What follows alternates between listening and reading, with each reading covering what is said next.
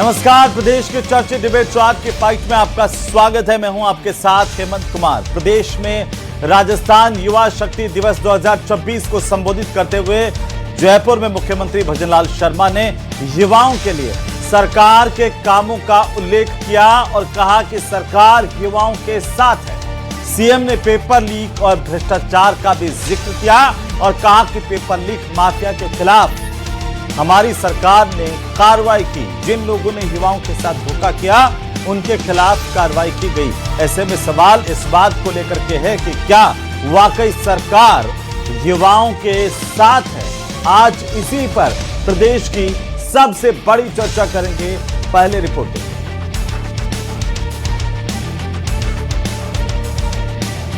Tagore international school में राजस्थान युवा शक्ति दिवस 2026 का राज्य स्तरीय समारोह आयोजित किया गया। कार्यक्रम में मुख्यमंत्री भजनलाल शर्मा ने युवाओं से राज्य व देश के विकास में अग्रणी भूमिका निभाने का आह्वान किया।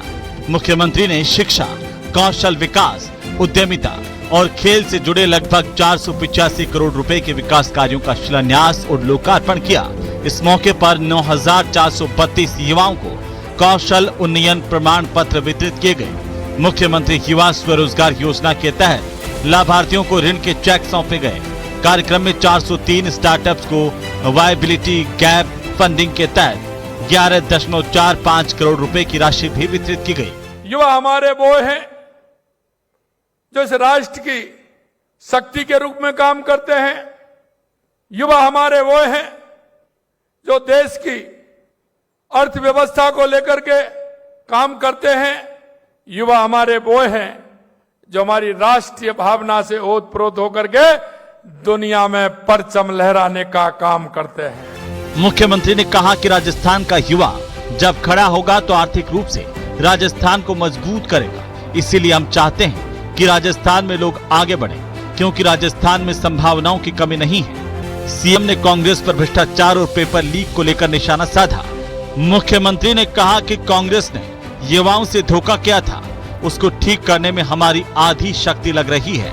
सीएम ने कहा कि जिन युवाओं को धोखा दिया ऐसे 425 लोगों को गिरफ्तार कर लिया गया है। कार्यक्रम में कर्नल राज्यवर्धन सिंह राठौड़ ने भी युवाओं को संबोधित करते हुए कहा कि चुनौतियों का सामना कर ही सफलता प्राप्त होती है और राजस्थान के युवाओं में हर चुनौती से लड़ने का जज्बा है। बड़ी संख्या में जो जिलों के अंदर भी देख रहे हैं, जो युवा साथी देख रहे हैं, ये आपका समय है। निश्चित रूप से अपने लेफ्ट राइट देख लीजिए कौन कौन बैठे हैं, शक्लें पहचान लीजिए। निश्चित रूप से इनमें से लोग हैं जो आगे बड़े व्यवसायी बनेंगे, इनमें से बड़े अधिकारी बनेंगे, इनमें से आगे सफलतापूर्वक आगे बढ़ेंगे, गारंटीड है। इस दौरान उप मुख्यमंत्री डॉक्टर प्रेमचंद बैरवा, संसदीय कार्य मंत्री जोगाराम पटेल, विधायक गोपाल शर्मा, बाल मुकुंदाचार्य, हमीर सिंह भाई, मुख्य सचिव वी श्रीनिवास समेत कई जनप्रतिनिधि और बड़ी संख्या में युवा भी मौजूद थे। कार्यक्रम में युवा उत्थान लघु फिल्म का प्रदर्शन भी किया गया। इस कार्यक्रम के जरिए राज्य सरकार ने युवाओं के कौशल विकास, रोजगार और उद्यमिता को बढ़ावा देने के लिए अपनी प्रतिबद्धता को दोहराया है। आज की फाइट में इसी मुद्दे पर करेंगे प्रदेश की सबसे बड़ी चर्चा। तो आज युवाओं की बात करेंगे, क्योंकि सरकार कह रही है कि सरकार युवाओं के साथ है और युवाओं के लिए जो योजनाएं हैं वो बहुत सारी सरकार चला रही है। और चर्चा की शुरुआत करें उससे पहले आज के सवालों पर नजर डालते हैं। और पहला सवाल इस बात को लेकर के कि सरकार कह रही है कि युवाओं के साथ है सरकार, तो क्या युवाओं के सपने साकार होंगे और इसमें अड़चनें आखिर कब दूर होगी, ये भी पूछेंगे। सवाल नंबर 2, युवा शक्ति से उत्थान बनेगा विकसित राजस्थान। युवा शक्ति से उत्थान की बात तो हो रही है, लेकिन बेरोजगारी भत्ते की क्यों नहीं हो रही? पेपर लीक माफिया पर आखिरकार कड़ी लगाम कब लग पाएगी, ये सवाल भी युवाओं का ही है। सवाल नंबर 3, किसने दिया युवाओं का धोखा? क्योंकि सीएम ने कहा कि युवाओं से धोखा करने वाले 425 लोगों को करीब हमने जेल के भीतर डाला। क्या इतने ही लोग थे या बाकी अभी बाहर बचे हुए हैं? उनको आखिरकार सलाखों के पीछे कब भेजा जाएगा? पेपर लीक माफिया का खात्मा कब होगा? ये तमाम सवाल हैं जिनको लेकर आज की हम चर्चा युवाओं को समर्पित चर्चा करने जा रहे हैं। और इस बात को लेकर के भी सवाल है कि आखिर जब सरकार कह रही है कि सरकार युवाओं के साथ है, तो युवाओं को किस तरीके से आगे बढ़ने के मौके राजस्थान में दिए जा रहे हैं। आज हमारे साथ खास मेहमान जुड़ चुके हैं, जिनसे सबसे पहले मैं आपका परिचय करवा दूं। मदन प्रजापत हमारे साथ हैं, भारतीय जनता पार्टी के प्रवक्ता। पौरुष भारद्वाज हमारे साथ हैं, कांग्रेस पार्टी के प्रवक्ता। आशुतोष रावत हमारे साथ हैं, वरिष्ठ पत्रकार के तौर पर। और मनोज मीणा हमारे साथ जुड़ने वाले हैं, युवा नेता। आप सबका स्वागत है, सबका अभिनंदन है। और सबसे पहले मदन जी, आप ही से शुरू करेंगे। सवाल यही है कि मुख्यमंत्री कह रहे हैं कि सरकार युवाओं के साथ है, तो कैसे युवाओं को इस नए राजस्थान में आगे बढ़ने के मौके आपकी सरकार दे रही है? क्या नया ऐसा कर रही है जो कांग्रेस ने नहीं किया था? देखिए हेमंत जी, आप और हम सब गवाह है। राजस्थान की जनता और राजस्थान का युवा जानता है कि जब भजनलाल जी की सरकार से पहले अशोक गहलोत जी की सरकार के अंदर किस तरीके से युवाओं के साथ में कुटाराघात हुआ। राजस्थान पेपर लीक माफियाओं के लिए एक सबसे बड़ा स्थान बन गया। राजस्थान के युवाओं का भविष्य सरेआम बेचा जाने लगा। दर्जा प्राप्त मंत्री जो है वो युवाओं के भविष्य का सौदा कर रहा था, 20 लाख रुपए लेता हुआ नगद मिला। आरपीएससी की जो थी उसको किस तरीके से तार तार करने का काम किया। बाबूलाल कटारा बोला 2 करोड़ रुपए दे के बनाऊं। किस तरीके की स्थिति यह थी कि युवाओं का सरकार पे से भरोसा उठ गया था। लेकिन राजस्थान के मुख्यमंत्री माननीय भजनलाल शर्मा जी और भारतीय जनता पार्टी जब सत्ता में आई थी उससे पहले कहा था कि जो भी युवाओं के साथ कुटाराघात करेगा उसको सलाखों के पीछे पहुंचाने का काम करेंगे।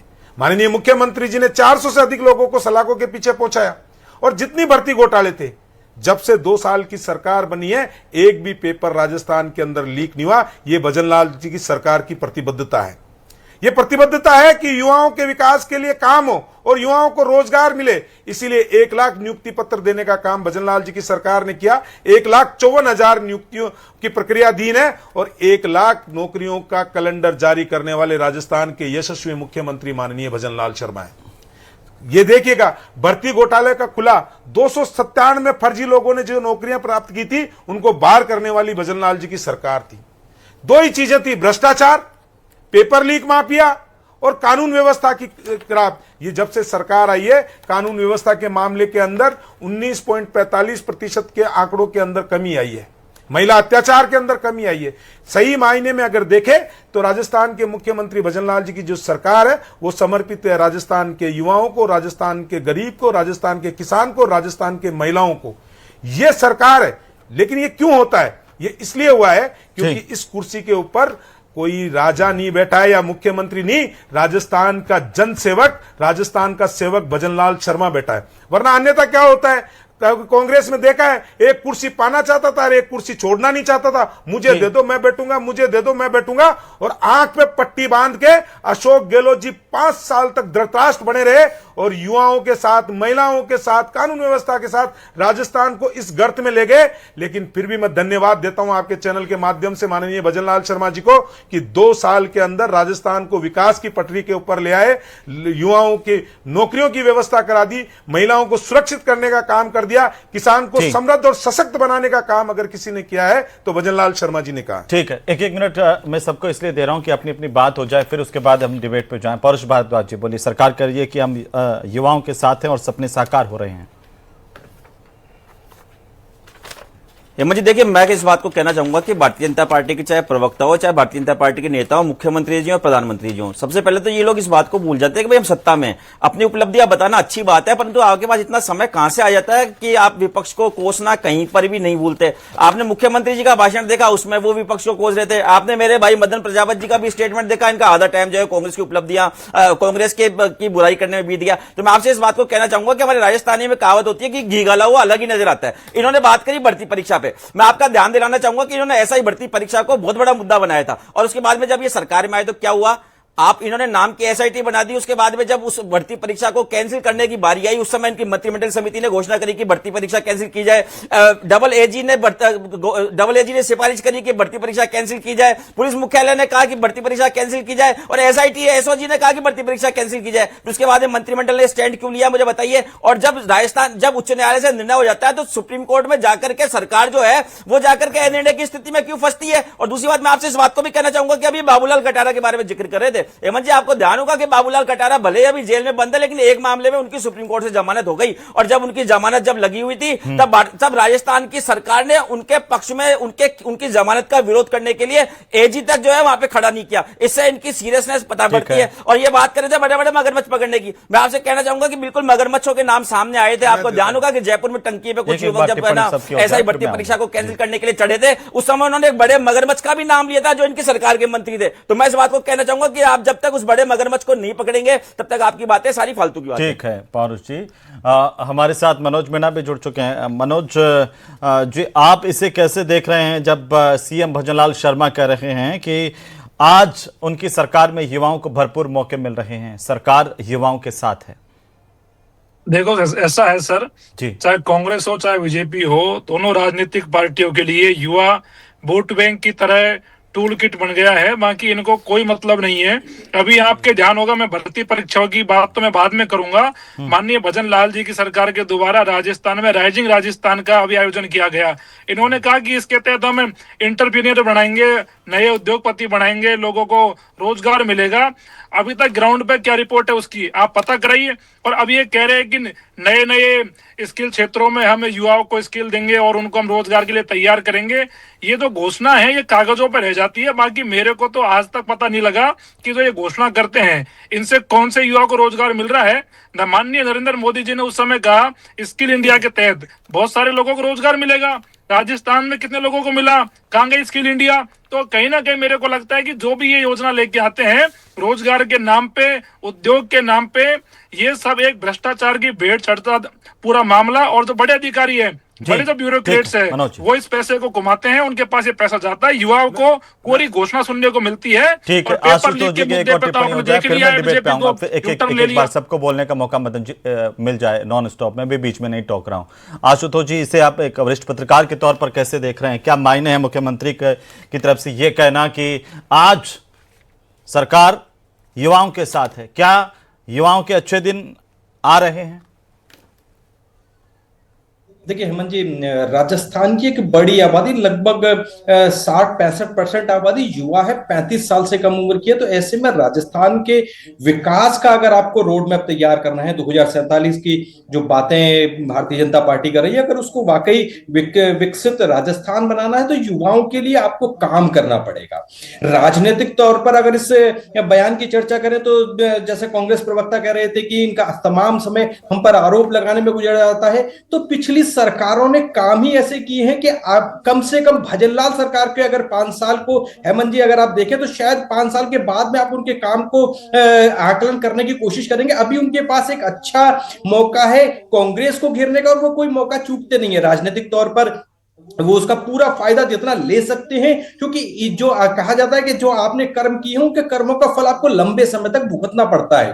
तो कांग्रेस यह कहकर के बरी नहीं हो सकती है कि आप सिर्फ हम पर आरोप लगाने में समय क्यों बर्बाद कर रहे हैं। लेकिन मुझे लगता है कि वाकई राजस्थान के युवा के अंदर वह कैलिबर है, और कम से कम सरकार अब ऐसा कुछ काम कर रही है जिनसे लगता है कि वो युवाओं के भविष्य को लेकर के राजस्थान को विकसित बनाने की दिशा में कुछ काम करने के लिए बहुत सराहनीय प्रयास किए जा रहे हैं। आप इन प्रयासों को नकार नहीं सकते हैं। राजनीतिक नफा नुकसान आप भले ही बाद में देखते रहें, लेकिन वास्तविकता यह भी है कि इस बड़े वर्ग को, मैंने जैसे कहा कि 60-65% राजस्थान का युवा 35 साल से कम उम्र का है, तो ऐसे में उसके लिए रोजगार की व्यवस्था सरकार कैसे करेगी, ऐसे में उसके लिए मकान की व्यवस्था कैसे करेगी, और सबसे बड़ी चीज है कि शिक्षा का और स्वास्थ्य और रोजगार, इन तीनों चीजों को सरकार कैसे मुहैया कराएगी, उसके लिए वाकई उसका बड़ा। तो आज हमने देखी अभी वो अजमेर वाला एक स्कूल का वीडियो और बीकानेर के नोखा का भी एक वीडियो वायरल हो रहा है, कैसे 11वीं की परीक्षाओं के अंदर बच्चे बैठे हुए हैं, टीचर्स का आता पता नहीं है, वो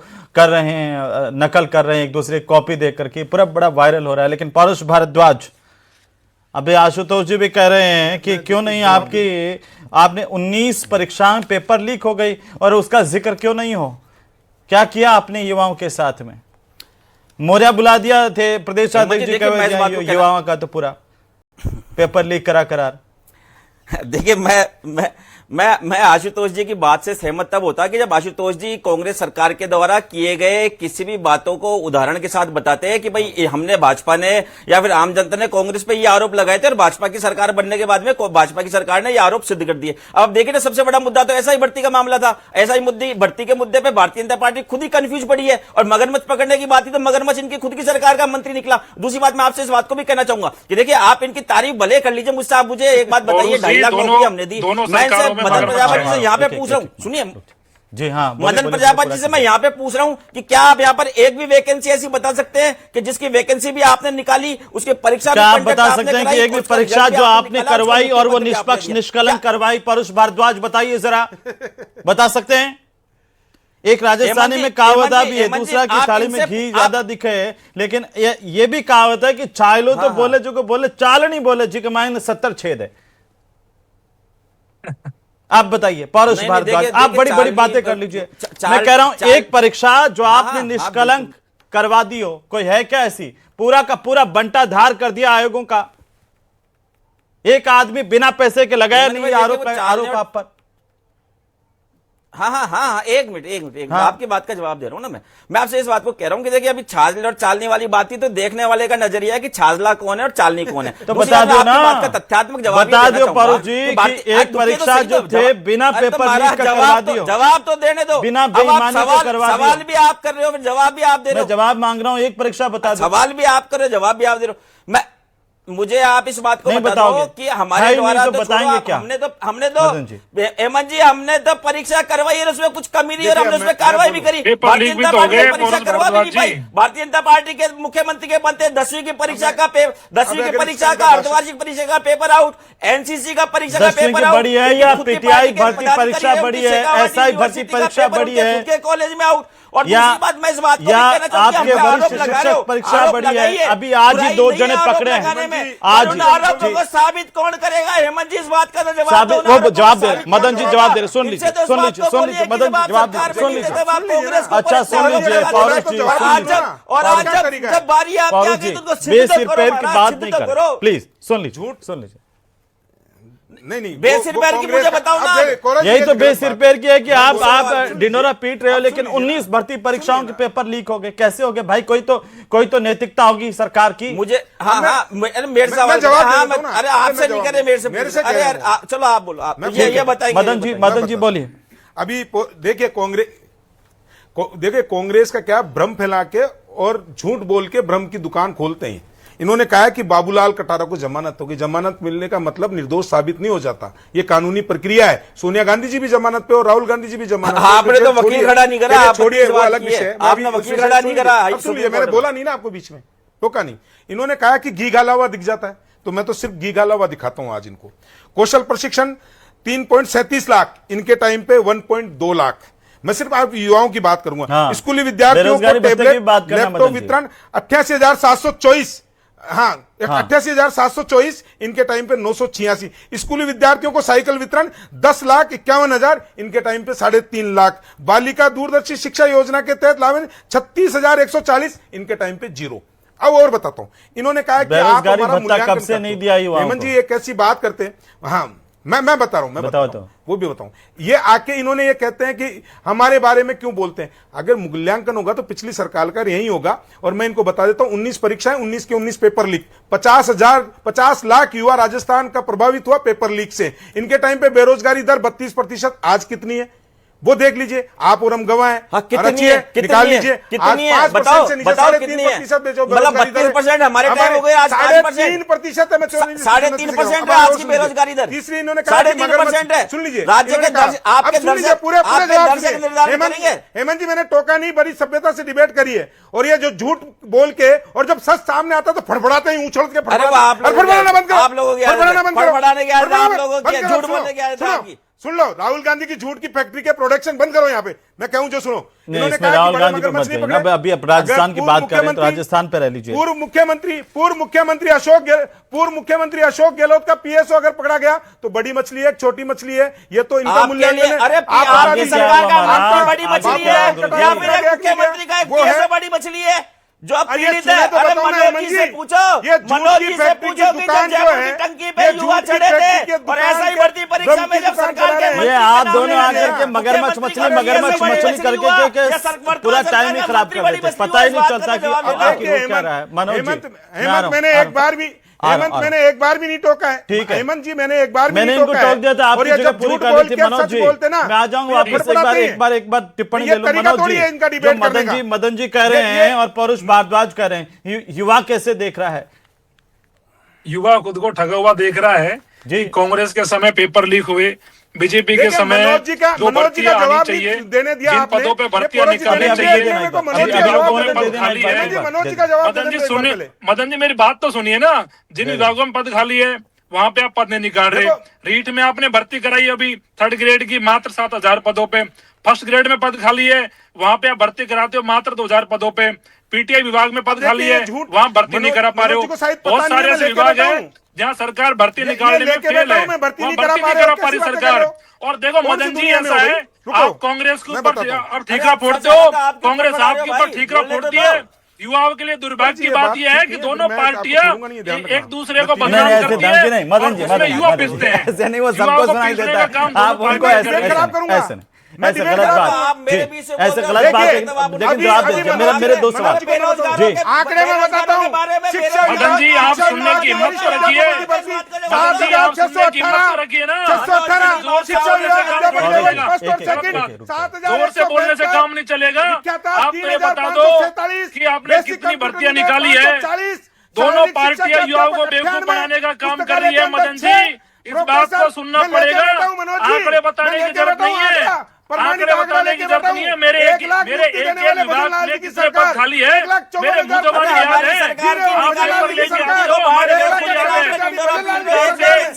अच्छा आप तीनों थोड़ा शांत हो जाइए। सुनिए तो मदन जी सुनिए, परुष भारद्वाज, मदन जी और मनोज जी तीनों सुनिए। एक बार मैं आशुतोष जी की एक टिप्पणी ले लूं, लेकिन एक बीच में मेरा सवाल है मदन जी सारी बातें ठीक है, सीएचए से हमने वादा किया नौकरी देंगे, वो आज भी मांग रहे हैं। व्यवसायिक शिक्षकों को पिछले 1 साल से वेतन नहीं मिला, बड़ा दुख होता है सर। और क्या कर रहे हैं हम लोग? बेरोजगारी भत्ता युवाओं को पिछले 5-6 महीने से नहीं मिल रहा, वो परेशानी है। जर्जर स्कूलों की परेशानी हम कौन से तैयार करें? आशुतोष जी मैं आ रहा हूं, मदन जी मैं आ रहा हूं। मदन जी एक मिनट आ रहा हूं। आशुतोष जी देखिए, मनोज मीणा कह रहे हैं कि बीजेपी कांग्रेस दोनों ने युवाओं को ठगा है, दोनों ने युवाओं को एसेट बना लिया। वोट सवाल किया तो जवाब तो ले लो मेरे से। मैं आ रहा हूं, 1 सेकंड वो देते। अगर देखिए, अगर आप बेरोजगारी की अगर बात करें तो निश्चित तौर पर यह वास्तविकता है कि सरकारी आंकड़े कुछ भी कहते हो, लेकिन समाज में दिखने वाली बेरोजगारी अब ज्यादा बढ़ी हुई आपको नजर आती है। यह वास्तविकता है। इससे शायद सरकारें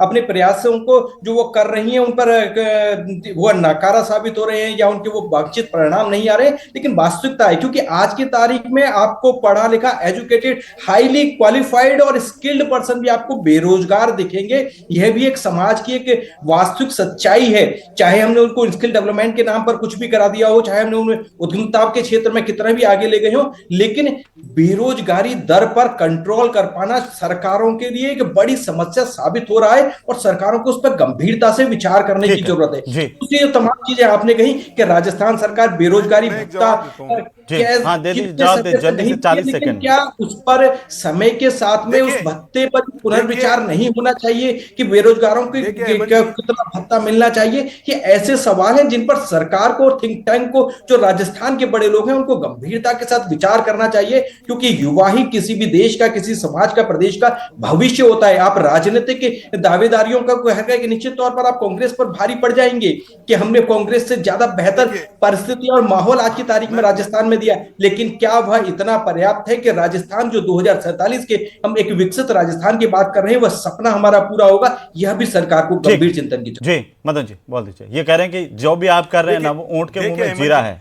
जी बिल्कुल, आशुतोष जी जो बात कर रहे हैं, मैं आशुतोष जी की जो भी चिंता है मैं उससे वाकिफ हूं। राजस्थान के मुख्यमंत्री जी भी उसको पूरी तरीके से देख रहे हैं, लेकिन चीजें व्यवस्थित होने, चीजें जब खराब होती है पूरी तरीके से तो उनको व्यवस्थित होने में कुछ समय मिलता है। अब वो खटाखट वाला सिस्टम तो हमारे पास है नहीं, राहुल गांधी वाला। लेकिन मैं इतना जानता हूं कि जब से सरकार बनी है, राजस्थान में एक पेपर लीक नहीं हुआ है। और मैं अभी मनोज जी कह रहे थे, मैं मनोज जी को गिनवा सकता हूं, एक एक विभाग की नौकरी गिनवा सकता हूं, अब एक दिन के अंदर नहीं, लेकिन हमने कहा है कि हम नौकरियां देंगे, ये भी नौकरियां दे रहे पदों की हैं। संख्या इनके टाइम क्या पे है? कैलेंडर जारी नहीं हो रहा था, लेकिन अब सुन लीजिए ना, अब सुन लीजिए ना, नहीं, मैं आपने बता रहा हूं तो ना, सुनो मेरी बात, मैं आपने सुनी नहीं ना बात। वरिष्ठ मैं कह रहा हूं वरिष्ठ कि आप अध्यापक ये बता दो कि 7,603 अध्यापक भर्ती एक एक विभाग की 7,000 बता पदों सकता पे हूं, क्यों आप छोड़िए ये मैं फर्स्ट ग्रेड की इन भर्ती चीजों में 2,000 पदों पे ये क्यों सब कराई? सामने नहीं आने देंगे। हेमंत जी इस बात का हेमंत के सुनने सामने नहीं आने देंगे। सुनने की मैं हिम्मत बोला नहीं ये है। मौका नहीं है, ये तरीका नहीं है। मैं है। बार बार आपने- बोल रहा हूँ, ये तरीका नहीं आपने है। मेरे यहाँ पे पिछली बार जब मैं बोल रहा था, यहाँ पे तो जो आपने- युवाओं की बात करने ठीक है, वाले, ठीक है, ठीक है, युवाओं की बात मदन करने जी, वाले मदन मनोज जी, मीणा समय जी, नहीं है, मदन पहले जी। अपनी राजनीति चमकाना ठीक है, बंद कर मदन जी। दीजिए, उसके बाद में बात करिएगा। मदन जी, लेकिन मैं आज ये मदन जी, कहता हूं आपने कि राजस्थान मैंने के 3 मुख्यमंत्री सवाल किए थे, भजनलाल आपने शर्मा जी जवाब ने- नहीं दिया। ठीक है, मैं वो आगे बढ़ गया हूं, लेकिन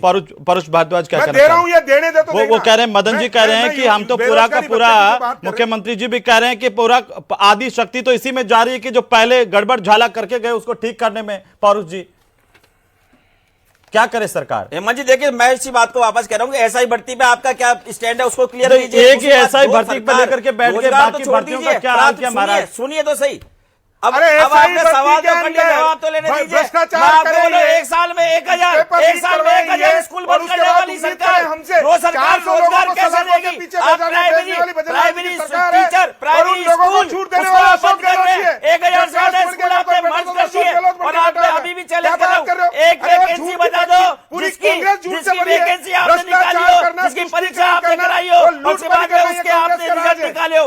हमारी वाली भर्तियां, हमारी वाली भर्तियों को रोक के अब उसकी नियुक्ति आपके वाली कौन सी भर्तियां हैं? हर सरकार को युवाओं के लिए सोचना चाहिए, करना चाहिए। बहुत शुक्रिया चर्चा में शामिल होने के लिए आप सभी का। सरकार करिए कि हम युवाओं के साथ है, और सबसे बड़ी बात यही है कि भर्ती परीक्षाएं निष्पक्ष तौर पर संचालित हो।